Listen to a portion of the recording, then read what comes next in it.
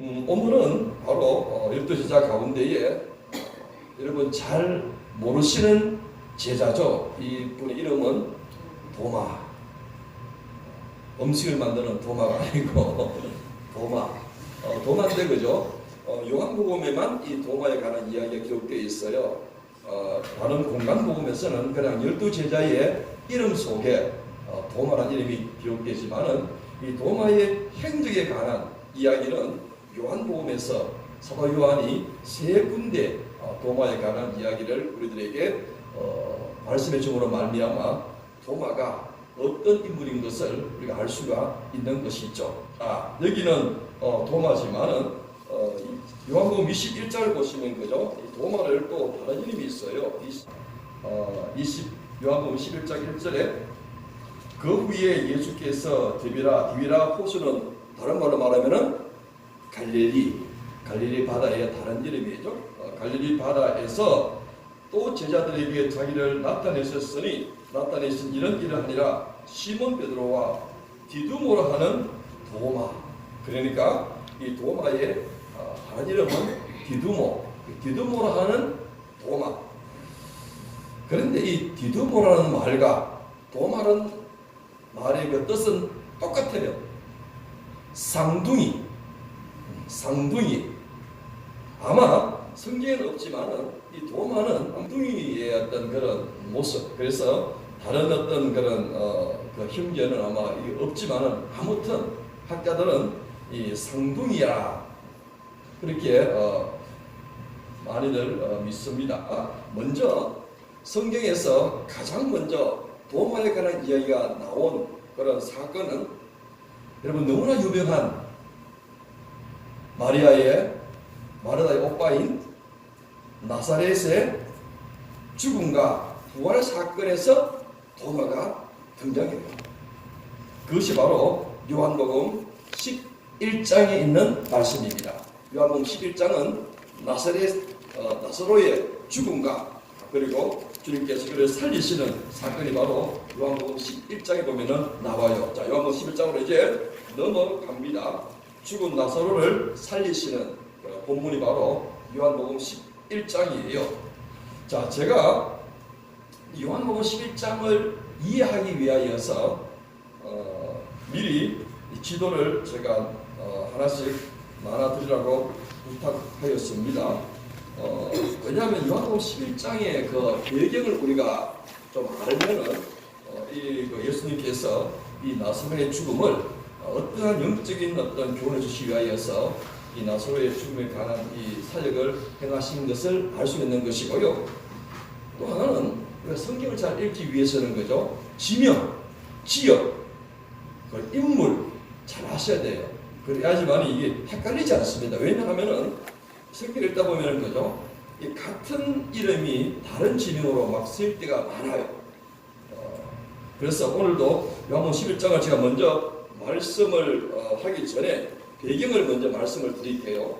여러분 이 요한복음이라는 책은 거죠. 이 사복음서 가운데에 공간복음이 있죠. 공간복음은 세 권의 복음서인데 어떤 복음서예요? 마태, 마가, 누가. 요 세 권의 복음을 이렇게 해서 묶어서 공간복음이다 이렇게 말합니다. 왜 그렇죠? 공간이라는 것은 같은 관점에서 썼다는 것이죠. 마태와 마가와 누가는 예수님을 같은 관점에서 썼기 때문에 이 세 책이 비슷해요. 읽어보시면 그죠? 서로 반복되고 비슷한 내용, 비슷한 스토리로 진행되는데 요한복음은 그죠? 이 공간복음과는 다른 관점에서 예수님을 바라보았기 때문에 공간복음 각 복음서지만은 공간복음이 아닌 요한복음으로 별도로 이렇게 말합니다. 그 공간복음에 보시면 예수님의 주요 사역지가 이 갈릴리 이 호수 바다를 중심으로서 예수께서 말씀을 많이 전가하시죠. 물론 이제 후반부에 십자가에 돌아가시기 위하여서 예루살렘 남쪽으로 내려오시는데 그냥 예수님의 그 주요 사역 무대가 이 북쪽 갈릴리 호수 중심이었어요. 그런데 이 요한복음은 그죠? 읽어보시면은 예수님의 사역의 어떤 이 중심지를 예루살렘 예루살렘 중심으로서 어떻게 예수님께서 활동하셨는가. 그래서 요한복음은 예루살렘에 근거한 이야기들이 많이 나오고 있습니다. 그리고 하나 제가 팁을 드린다면은 예수님께서 공생을 시작하실 때에 몇 세 때 하셨죠? 나이 30. 그 30이라는 숫자는 그죠? 성경에 기록되어 있어요. 누가복음 3장 23절에 보니까 30세쯤 되어서 예수님께서 사역을 하셨다. 그런데 우리가 흔히 예수님의 그 사역, 공생의 사역을 몇 년으로 우리가 잡습니까? 3년이죠, 그죠? 그런데 여러분 3년은 다 아셔요. 날 설교를 들었기 때문에. 문제는 이 성경 속에 3년이라는 사역 기간은 없어요. 혹시 여러분 읽으시다가 예수님의 공생의 사역이 3년이다, 나는 발견하였다 하신 분들은 저한테 오시면은 제가 이만한 금덩이를 드릴게요. 금덩이를 드릴게요. 없어요. 어떻게 할 수 있느냐? 이 요한복음 보시면 거죠. 예수님께서 3번 유월절을 맞이했다는 말씀이 있어요. 그 유월절이라는 것은 1년에 한 번 예루살렘에 가서 예배드리는 그 절기가 아니겠습니까? 요한복음 보면 예수님께서 이 공생 기간에 유월절을 3번 지켰다는 말씀이 있어요.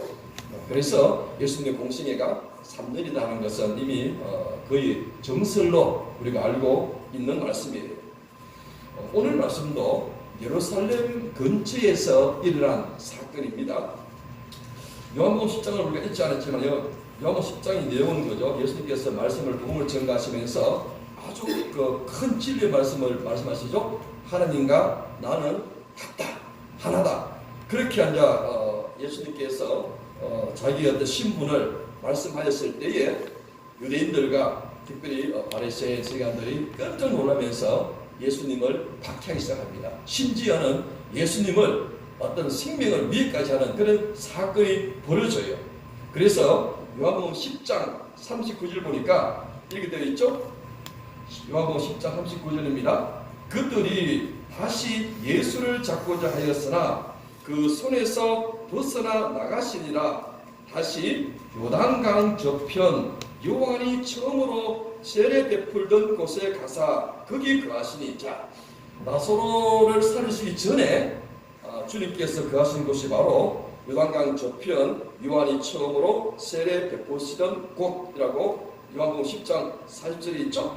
자, 그러면 이때 말하는 요한은 거죠. 세례 요한을 말합니다. 세례 요한이 처음으로 세례를 베풀던 곳이 어딘가 하니까 요한복음 1장 28절 보시는 거죠. 있어요. 요한복음 1장 28절 보시면은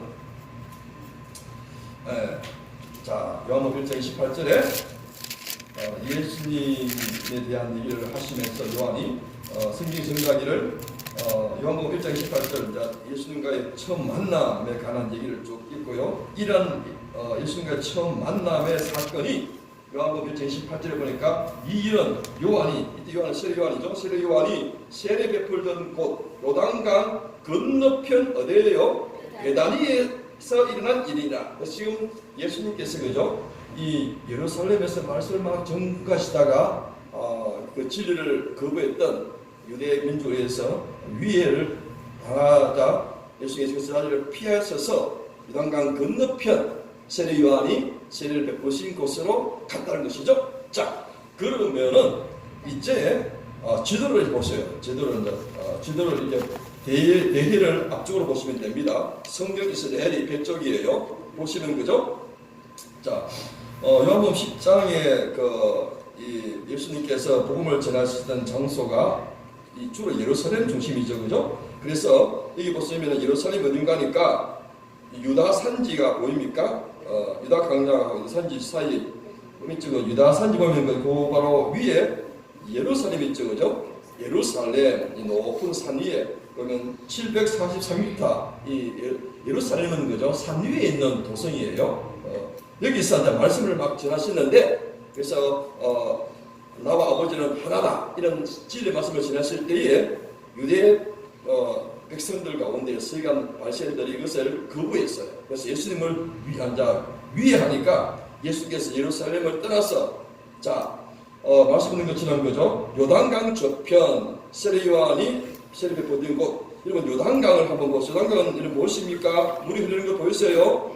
예, 그래요. 보시면 그죠? 여리고 예루살렘 밑에 여리고 있죠, 그죠? 아마 그러면 예수님께서 예루살렘을 거쳐서 그 여리고 있는 그 까만 선이 그 길선이에요, 길선. 동서로 나가는 길이에요. 그래서 예루살렘에서 여리고로 내려가서 요단강을 건너 베다니.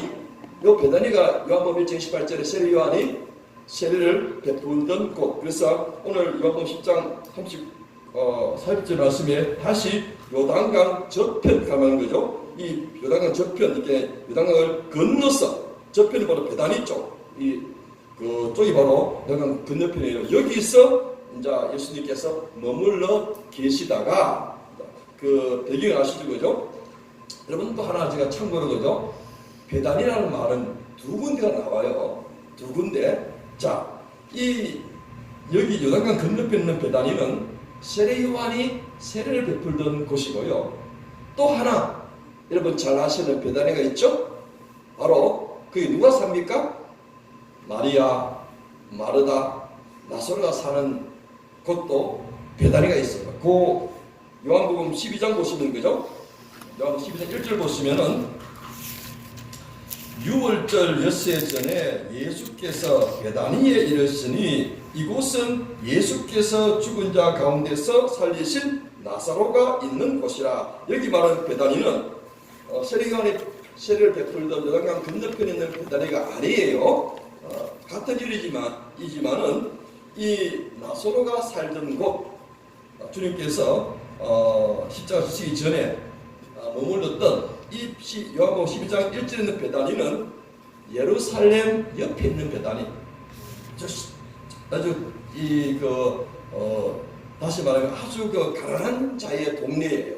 지금 여기 지도에는 없는데 그죠? 이 예루살렘 보이시죠, 그죠? 이 예루살렘에서 한 4km, 10리 안에 있는 조그마한 가난한 자들의 마을이 바로 나사로가 살던 요한복음 12장 1절에 있는 그 베다니네요. 그런데 오늘 요한복음 10장 40절에 있는 이 베다니는 요단강 저편 베다니는 다른 장소에서 베다니는 같은 이름이지만은 서로 다른 장소가 있다. 이것을 먼저 기억하시면 되고요. 자, 이제 요한복음 11장 보십시다. 자, 어떤 병절절입니다. 어떤 병자가 있으니 이는 마리아와 그 자매 마르다의 마을 베다니에 사는 나사로라. 여기 말하는 베다니는 거죠. 아시겠죠? 예루살렘 옆에 있는 가난한 동네에 사는 베다니, 거기에 나사로가 살았다는데 그 나사로가 중환병에 걸려서 아시다시피 죽어버렸어요. 그죠? 아시죠? 그죠? 그래서 4절 그래서 5절 보니까 보자. 3절 보니까 이에 그 누이들이 예수께 사람을 보내요. 이게 이제 이 베다니가 예루살렘 근처에 있기 때문에 지금 예수님께서는 요단강 건너편 베다니에 있지 않습니까? 그죠? 이 하루길 거리예요. 가면 여러분 생각하시면 한번 가시가 한번 그려보시면 딱 하루길 거리입니다. 하루길 거리인데 사람을 보내가지고 오빠가 죽었으니까 마리아가 마르다만 갈 수 없겠죠. 오빠한테 사람을 보내가지고 예수님께서 이 나사로의 이 가정을 사랑하시기 때문에 보내서 소식을 알려주는 것이 저기 3절의 말씀이에요. 11장 3절. 이에 그 누이들이 마르다와 마리아가 예수께 사람을 보내어 이르되 주여 보시옵소서 사랑하시는 자. 이때 사랑하신 자는 나사로를 말합니다. 나사로가 병들은 나이다. 그러니까 사절이 예수께서 들으시고 이르시되 이 병은 죽을 병이 아니라 하나님의 영광을 위함이요 하나님의 아들이 이로 말미암아 영광을 받게 하려 함이니라 하시더라. 이런 머리 공부하니까 이 나사로의 죽음과 살리심을 통하여서 앞으로 장차 예수님 십자가의 죽으심과 부활에 대한 그런 좋은 예를 이 나사로의 죽음과 살리심, 그래서 우리에게 죽음 이후에 영생이 있음을 이 나사로의 죽음과 이 살리심을 통하여서 보여주시기 위하여서 그래서 결국 하나님의 영광을 받게 하는 일이 아니겠습니까? 그래서 그것을 이제 그 일로 하시겠다는 것이죠. 자, 그런데 이 6절 보시면 그죠? 그 나사로가 중병에 걸렸으면은 사랑하는 자가 아니겠습니까? 그러면은 모든 일을 주님께서 다 물리치시고 빨리 가셔야 되는데 6절에 보면 조금 이렇게 이해 안 되는 부분이 있어요. 6절에 보니까 나사로가 병들었다 함을 들으시고 그 계시던 곳에 이틀을 더 유하시고, 나사로가 중병 걸린 것을 알았어요. 빨리 가셔가지고 안수해 주셔가지고 살려주셔야 되는데 그냥 놔두버리시고 또 이틀이나 그냥 방치해버렸어요. 좀 이해가 안 되죠? 자, 그 다음에 7절 보니까 그 후에 이틀 뒤에 제자들에게 이르시되 유대로 다시 가자. 이 말도 무슨 말이에요? 그럼 지금 예수님께서 유대에 있지 않는가? 지금 어디에 계시는가? 유대로 가자는 말은 무엇인가? 그죠? 자, 그러면 그래서 이 지도가 필요한 것이죠. 그래서 이 지도를 보시면 성경 전체를 볼 수 있어요. 자, 여기 보시면 그죠? 이제 앞에 이제 지도를 보시면 이 요단강을 해가지고 이 배 쪽으로, 이 바다 쪽으로 이 부분이 가난이에요. 이렇게 건너면 이 가난은 아니고 요단강에서 이 지중해 쪽으로 있는 요 지역이 가난 지역이에요.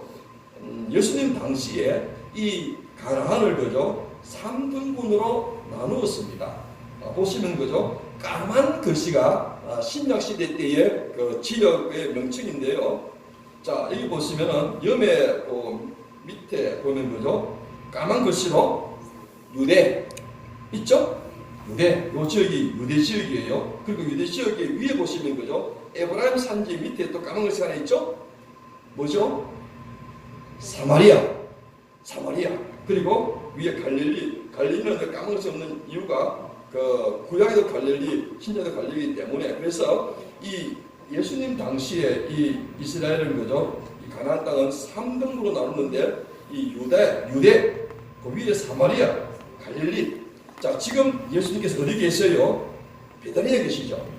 자, 그런데 지금 나사로가 죽었던 장소가 바로 예루살렘 옆에 있는 베다니죠, 그죠? 베다니는 어디에 속한 지역입니까? 유대. 그래서 예수님께서 지금 여기 보시면은 7절에 그 후에 제자들에게 이르시되 유대로 다시 가자. 그죠? 바로 예루살렘이 유대에 포함되었고요. 그 예루살렘 옆에 바로 나사로가 살았던 베다니가 있기 때문에 다시 가자. 왜냐하면 요한복음 10장에서 예루살렘에서 말씀을 전가하시다가 나갔기 때문에 다시 올라가자는 그 말씀이죠. 예.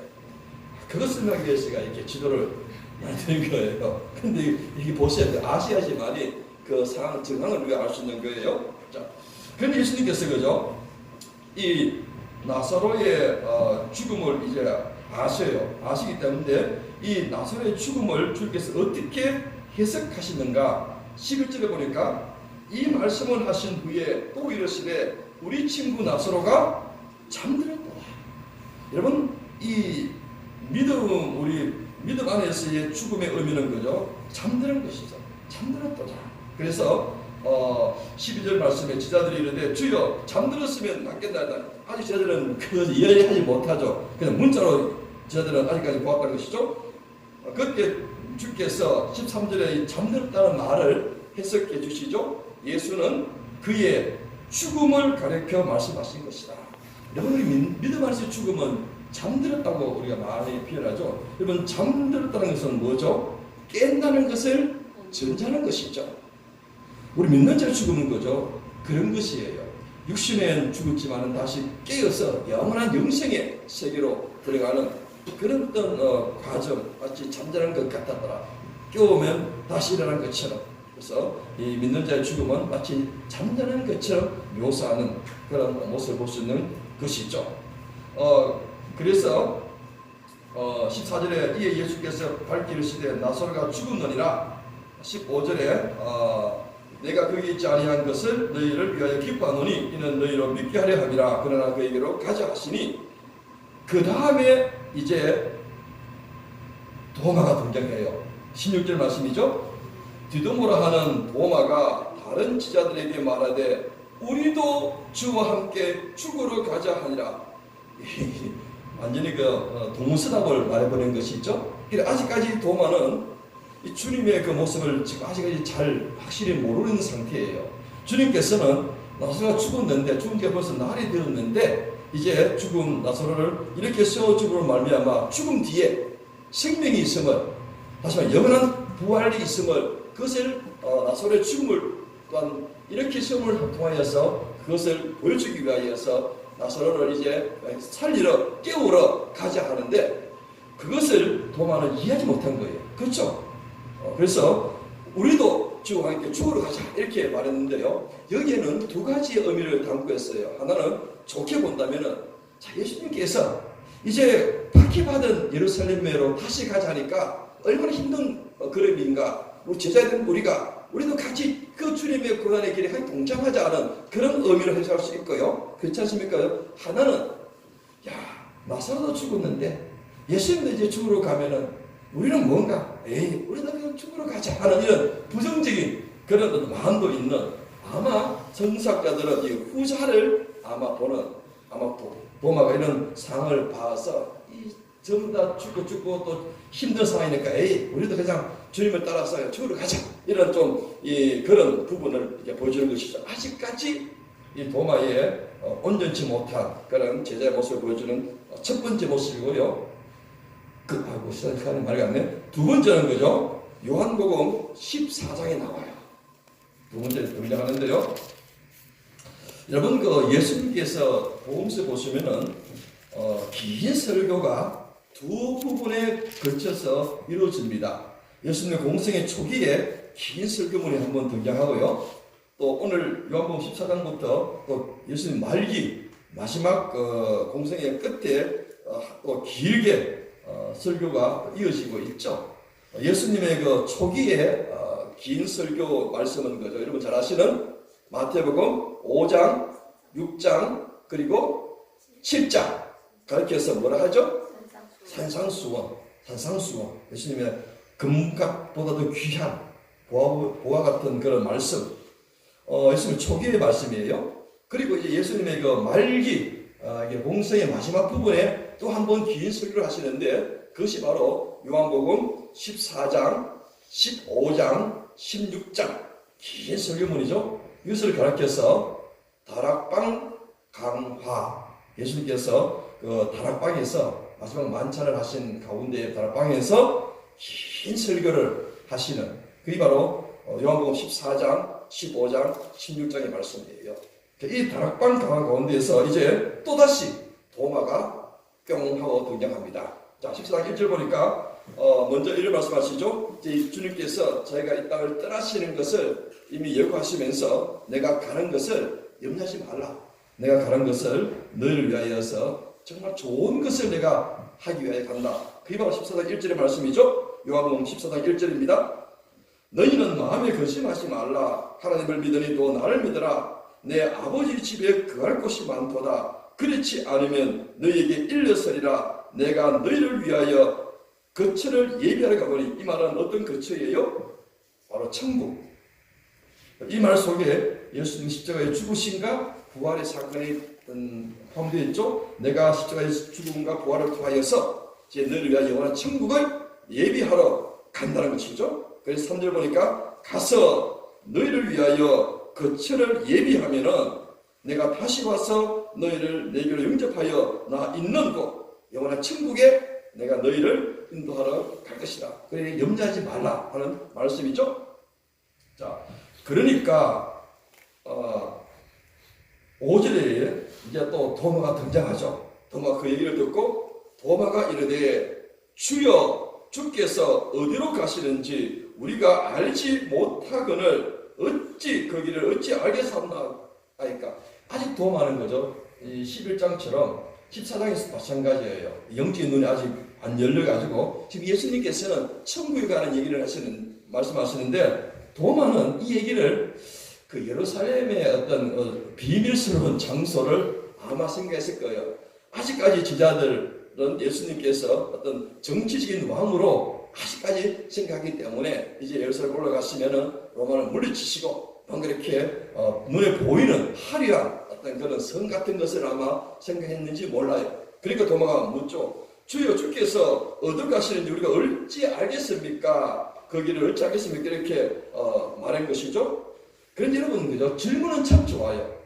여러분, 우리가 어떤 문제를 제기하고 질문하는 것은 참 좋습니다. 그것을 가지고서 나쁘다, 너 말씀을 보고 질문하지 마, 무조건 믿어, 그것보다 우리가 이런 질문을 통하여서 묻는 것은 우리가 진리를 가까이 할 수 있는 좋은 어떤 길이에요. 그래서 우리가 많이 물을 수 있고 질문할 수 있는 것은 좋은 거예요. 왜냐하면 그죠? 이 도마에, 물론 도마가 어떤 영적으로 영안에 열리지 않는 그런 인간적인 질문이었지만은 그 질문 속에 유명한 예수님의 대답을 도마의 질문에 이어서 하시는 말씀이 있어요. 그것이 바로 요한복음 14장 6절의 말씀. 그 도마의 불완전한 질문이라 할지라도 주께서 그 바른 대답을 하시죠. 거기를 어찌 우리가 알 수 있고 어찌 가느냐 물었을 때에 주께서 14장 6절에 이렇게 말씀하시죠. 예수께서 이르시되 그래 내가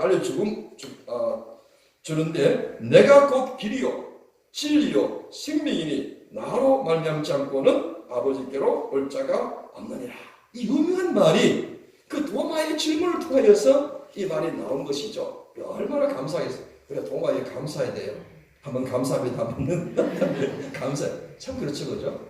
예수님께서는 우리가 불완전한 질문을 할지라도 그것이 구도에 정말로 그런 문제의식이라면은 답을 주신다는 사실이죠.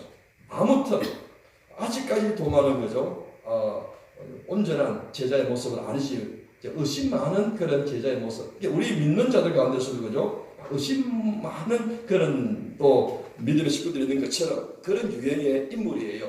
자, 그 다음에 나오는 이제 마지막 도마의 이야기가 예수님께서 부활하신 후에 이제 그 사건이 일어나는데요. 요한복음 20장 보시는 거죠. 20장은 예수님께서 무덤에서 이제 부활하신 그런 이야기가 쭉 이제 나오는 그런 사건인데요. 요한복음 20장 24절에 보니까 도마가 또 등장합니다. 요한복음 20장 24절 한번 같이 읽어보십시다. 24, 25절 말씀 시작. 12 제자 중 하나로서 디두모라나 불리는 도마는 예수께서 오셨을 때에 함께 있지 아니한지라. 다른 제자들이 그에게 이르되 우리가 주를 보았노라 하니 도마가 이르되 내가 그의 손에 못자국을 보며 내 손가락을 그 못자국에 넣으며 내 손을 그 옆구리에 넣어보지 않고는 믿지 아니하리라. 그렇죠, 그죠? 예수께서 부활하셨는데 다른 제자들이 예수님을 만나가지고 예수님의 부활하심을 다 알았어요. 믿었는데 이 도마는 그때 그 자리에 없었기 때문에 부활하신 예수님을 못 만난 거예요. 그래서 이 24절에 말하기를 12제자 중 하나로 디두모라 하는 도마가 예수께서 오실 때에 함께 있지 아니한지라. 여러분 참 중요해요. 함께 있는 삶. 믿음의 백성들이 함께 있는 삶이 참 중요합니다. 왜냐하면 언제 주님께서 오실지 몰라요. 어떤 청교도 이야기를 읽어보면 재밌는 이야기가 온대요. 어떤 청교도가 이 믿음의 공동체에 하나도 안 빠지고 한 번도 안 빠지는 정말로 완벽하게 잘 모이는 한 분이 계셨어요. 그래서 어떤 청교도가 아니 왜 당신은 한 번씩 바쁘면 그 우리 모임에 이 집회에 빠질 수 있는데 왜 안 빠지는가 물어봤대요. 그러니까 이분이 하는 얘기가 언제 주님 오실지 언제 주님께서 우리의 믿음의 공동체에 역사하실지 우리가 모르는데 혹시 내가 빠졌을 때에 주께서 오셔가지고 역사하시면은 얼마나 억울하냐. 그래서 나는 절대로 안 빠진다 했어요. 왜 도마가 이런 의심을 했는가 하니까 주님과 함께 있지 않는 자리에 있기 때문이라는 것이죠. 그래서 도마는 이렇게 의심의 말을 하죠. 내가 그의 손에 못자국을 보며 내 손가락을 그 못자국에 넣으며 내 손을 그 옆구리에 넣어보지 않고는 믿지 아니하겠노라 이렇게 말해요. 근데 여기에 지금 주님이 안 계시죠. 주님께서 이 안 계시다는 다 알아요. 이 도마가 지금 무슨 말을 하는지를 아시고 26절에 보니까 그죠? 8해가 지나서 제자들이 다시 집안에 있을 때에 이때는 도마도 있었어요. 도마도 함께 있고 문들이 닫혔는데 그 속에 예수께서 오신 거죠. 부활하신 예수님께서 오셔가지고 너희에게 평안이 있을지어다 하시고 난 다음에 도마의 그 질문을 하신 거예요. 그래서 도마에게 딱 가가지고 물으신 거예요. 도마야 27절의 말씀이죠. 도마에게 이르되 네 손가락을 이리 내밀어. 도마 했던 말 그대로 지금 반복 아니죠. 네 손가락을 이리 내밀어 내 손을 보고 내 손을 내밀어 내 꼬리에 넣어보라. 그리하여 믿음 없는 자가 되지 말고 믿는 자가 되라. 이렇게 도마에게 말씀하셨어요. 도마가 깜짝 놀랐겠죠. 도마가 예수께서 없는 자리에서 이 말을 했는데 주께서 어찌 내 말을 들으시고 다시 나에게 오셔서 이 말을 하셨을까? 듣는 순간 도마가 손가락을 넣었습니까? 어떤 분들은 그죠? 도마가 이 손가락을 예수님의 가슴에 이게 창자국에 만져본 줄로 아는 분들이 계셔요. 이 보시면 그죠? 안 만졌어요. 28절 보시면은 도마가 대답하여 이르되 나의 주님이시요 나의 하나님이십니다. 이제 바로 영원한 은혜 탁 되는 거죠. 그래서 좀 온전한 믿음의 모습을 본 거죠. 여러분 참 놀랍죠? 이런 경우는 참 많이 있어요. 누가복음 5장에 보시면 그죠? 제가 늘 말씀드렸지만은 예수님께서 베드로에게 깊은 데 가서 그물을 던지라 했을 때에 베드로가 어떻게 말합니까? 밤새도록 그물을 던질지만은 고기를 못 얻었습니다. 인간적으로 보면은 던져봐야 헛수고지만은 주님의 말씀에 의지하여 던지겠다 해서 던졌을 때에 인간 생각과 정반대로 물속 깊이 있는 눈에 보이지 않는 물고기까지 다 하시는 주님의 모습, 이것은 인간의 모습이 아니다. 그때 베드로의 눈이 열려가지고 이 예수님이 주님이시구나 깨닫고 거기서 무릎 꿇고 했던 첫 마디가 무엇입니까? 나는 죄인으로서입니다. 나다나엘을 우리가 공부할 때 그죠? 나다나엘이 빌립이 나다나엘에 가서 우리가 정말 성경에서 우리가 말씀하신 그 메시아를 봤다 했을 때에 나다나엘은 처음에는 어떻게 했어요? 부인했죠. 어찌 나사렛에 선한 것이 나겠느냐? 그런데 주님께서 오셨죠. 그래서 딱 보니까 나다나엘이 했던 이 사람은 참 이스라엘 사람이고 그 속에 간 사람이 없다. 나다나엘이 그런 놀랐죠. 본 적이 없는데 주님은 다 아신 것이죠. 그래서 어찌 나를 아십니까 했을 때에 네가 무관한 말이 있을 때 내가 다 보았다. 깜짝 놀랐다. 무관한 말에서 그가 무엇을 생각하였고 무엇을 그가 원했는가를 알 수 있는 이분이야말로 참 메시아구나. 그 자리에서 나다나엘도 똑같은 고백을 하죠. 당신이 바로 하나님의 아들이시고 메시아다. 똑같은 얘기예요. 도마가 깜짝 놀랐겠죠. 너 주님 없는 자리에 있었던 말을 어떻게 주님께서 아시고 또 이렇게 나에게 이런 말씀하실까? 이 속에서 주님께서는 정말로 하나님의 아들이시요. 그들 고백되죠. 이것도 우리가 알고 나의 주님, 내가 체험했던 내가 이제 발견했던 주님이시요 나의 하나님이시로다. 우리 하나님도 중요하지만은 나의 하나님이 또 중요해요. 내가 만나고 내가 경험한 그분이 바로 주님이시고 그 주님은 바로 하나님이시다는 놀라운 고백을 하였다는 사실이죠. 그래서 여러분 이런 모습을 통하여서 어떤 분들은 예수를 바로 그 말씀을 바로 믿는 분이 있는 반면에 이런 도마처럼 서서히 깨어지는 그런 분들도 있다는 사실이고요. 여러분 중요한 것은 이 도마가 그죠? 결국에는 도마가 복음을 전하다가 인도에 가서 순교를 합니다. 인도까지 가서 복음을 전하고 거기서 그죠? 도마가 창에 찔려서 순교하게 되는데요. 오늘 이게 주는 귀한 교훈을 한두 개를 말한다면 그죠? 이런 질문, 우리가 말씀 배울 때 이런 의문이 생기면은 그죠? 떠나면 안 되고요. 그럴수록 더욱더 믿음의 공동체 속에서 더 거하면서 그 속에 항상 말씀 가운데 가까이 있으면은 언젠가는 우리 의문의 어떤 문제들도 성령께서